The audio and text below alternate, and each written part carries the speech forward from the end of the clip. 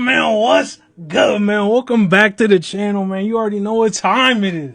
We are back again with another video, man. And in our last one, we took a look at Steph Curry, the greatest shooter of all time, the three-point himself.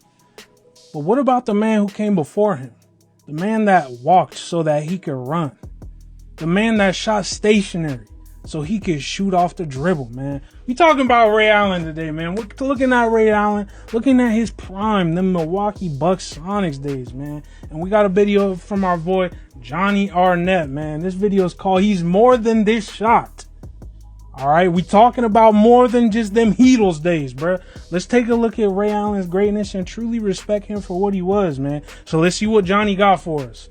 Let's get into it. Walter Ray Allen, universally recognized as one of the greatest shooters. This nigga's first name was Walter? Hold on. His name was Walter? Jesus Shuttlesworth's name is Walter? That just blew my mind. It ain't even a bad thing. That just blew my mind. I didn't know that. That's like Wardell. Overall basketball player was he really? At this point in hindsight, so much of his legacy is wrapped up in one single shot. Possibly the most clutch shot in NBA history. But the truth is, he was so much more than just that. And with this video, I would like to dig more into the less documented periods of his career, as we analyze his talent, his accolades, and the impact he left on the game as a whole. So let's start how we always do, by taking it back to the beginning of his career. Ray Allen was selected with the 5th overall pick in the 1996 NBA draft by the Minnesota Timberwolves, but was almost immediately traded to the Milwaukee Bucks for the rights to draft Stephon Marbury.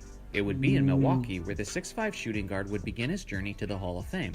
In his rookie campaign, he averaged 13.4 points, 4 rebounds, and 2.6 assists on 43% shooting in 30 minutes per game. He also shot 39.3% from three-point range, immediately displaying his sharpshooting upon entering the league. He had plenty more skills than just that, though. He had a fantastic and underrated handle, he was great at moving without the basketball, he could shoot off the dribble, and was extremely accurate when contested.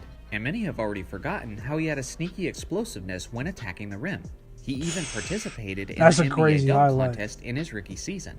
Despite the 21-year-old's immediate impact, Milwaukee was still a long ways from competing, and finished the season with a 33-49 record. In his second year, Allen and the Bucks took a leap forward as he increased his averages across the board and had numerous standout performances, like in the final game of the regular season in a must-win situation to get into the playoffs. Allen dropped 40 points, 10 rebounds, 4 assists, and 3 steals on... Imagine if we would have got KG and Ray Allen like a couple years early.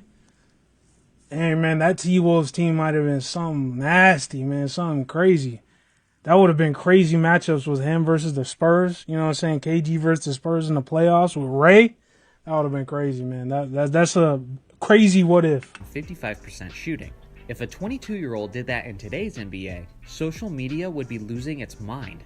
As time went on, Allen and the Bucks continued to grow stronger, as he was an all-star for the first time in his 4th season. But it would be his 5th he had the season same face I did. Would make some serious noise in the East. That year, he put up 22 points, 5.2 rebounds, 4.6 assists, and 1.5 steals on 48% shooting and 43.3% from distance. With help from teammates like Glenn Robinson and Sam Cassell, the Bucks won 52 games for the second-best record in the Eastern Conference. Allen took his game to another level in that postseason, as they started by beating the Magic in 4 games, and then beat the Hornets in the second round in 7 games. They were heading into the Eastern Finals, and awaiting for them was the league MVP and the top-seeded Philadelphia 76ers. Now everyone remembers Allen Iverson's iconic 2001 postseason, where he offensively carried the 76ers into the NBA Finals. But what everyone forgets is how close Ray Allen was to leading the Bucks to the finals instead. They pushed the 76ers to an epic 7-game series, and in that series, Ray put up a remarkable 27.1 points, 5.4 assists, and 3.3 rebounds on 46.8% shooting. He also shot a ridiculous 51% from three-point range and 97% from the free throw line. This obviously wasn't just a really solid three-point shooter, but Allen was a legitimate superstar, playing like a superstar when the games mattered most in the NBA playoffs. Believe it or not, we still hadn't seen the best of Ray Allen. Unfortunately, this is the best we'd see from this Bucks squad, as the team wasn't clicking as well the following year, and eventually, looking to make major changes, they made a blockbuster trade, sending Allen to the Seattle Supersonics in return for Gary Payton. In Seattle, the now 28-year-old Allen would have to be leaned upon even more offensively, which led his numbers to consistently increase over the next several seasons. He was legitimately asserting himself as one of the best shooting guards in all of the NBA, and in the 05-06 season, he would have a career year from an individual perspective. He put up 25.1 points, 4.3 rebounds, 3.7 assists, and 1.7 steals on 45% shooting and 41.2% from three-point range. That's some crazy two-way splits, man. To be that and then still getting them steals, bro, playing hard on defense, that's kind of crazy, man. In 78 games, he set the NBA record for the most three-pointers made in a single season with 269. His record has since been broken over a dozen times due to the inflation in three-pointers. But even with that being said, his 269 total is still incredibly impressive even by today's standards. To even further emphasize how impressive his three-point total was, consider the fact that the NBA in 2006 was shooting less than half the amount of three-pointers that are being shot in the current NBA. In other words, 06 Allen would be an absolutely terrifying force if he played in today's game. He simply increased his scoring average the following year, including a monstrous 54, 10, and 5 performance against the Utah Jazz.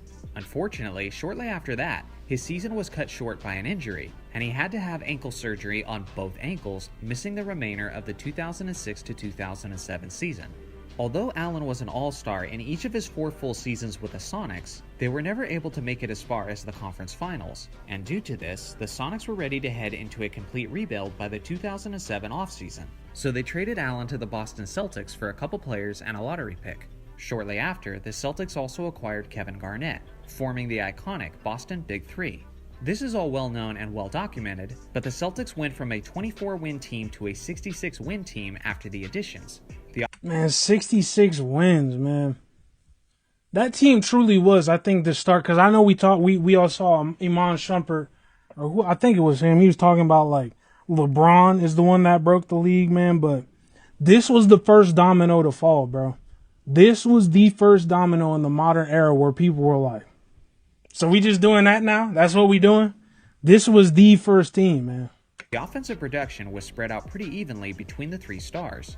Although Allen's numbers dropped significantly from his days with the Sonics, it was all for the sake of winning, as the Celtics dominated their way to the 2008 championship.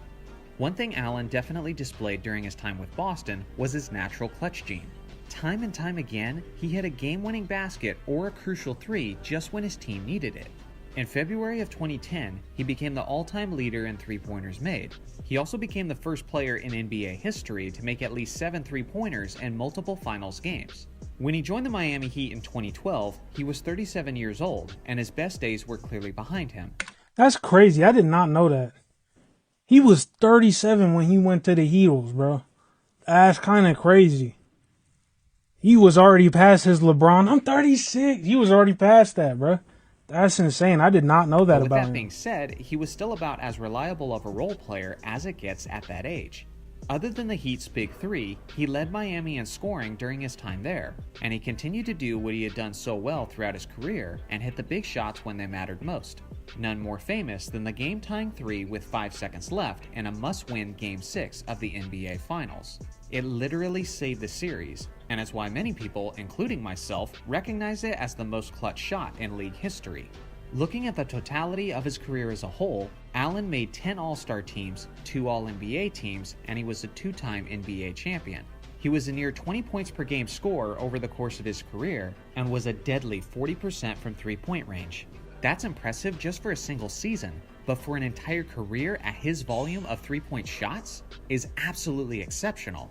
In my opinion, Ray Allen is the ultimate example of how a superstar can age gracefully throughout his basketball career.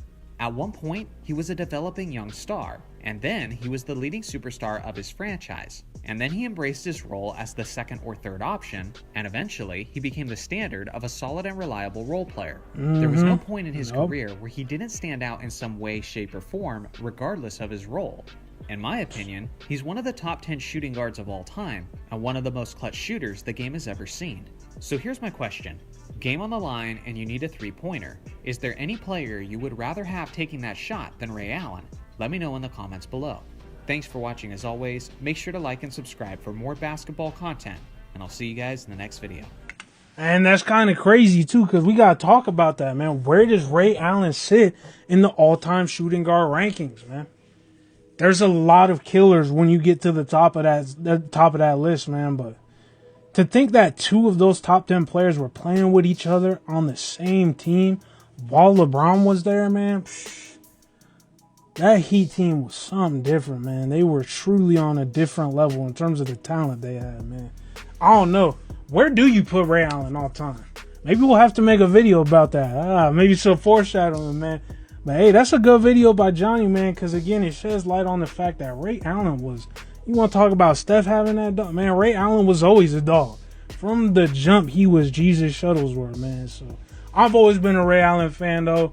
He knows how to shoot it, and it's one of the prettiest jumpers of all time, man. So W video by Johnny, man. You already know what time it is, man. But hey, if you guys enjoyed the video, man, leave a like and subscribe, man.